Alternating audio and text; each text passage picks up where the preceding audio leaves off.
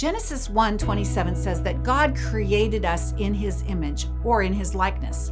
That's kind of hard for us to understand, but let's look at it this way. Our lives are like a mirror that reflects God's glory to others.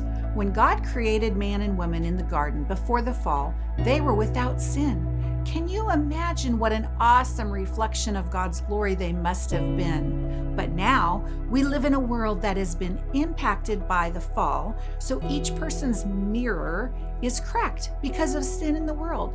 So now the mirror of our lives gives a distorted view of God's glory, but is still a partial reflection of him. The problem is that it's so much easier to notice the cracks in the mirror as we look at ourselves and others, and we miss the image of God entirely.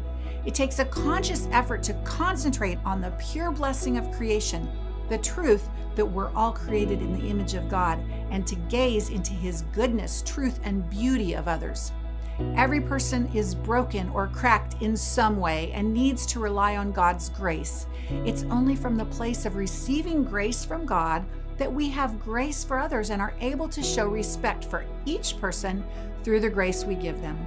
Colossians 3 verse 10 tells us to put on the new self, which is being renewed in knowledge in the image of its creator.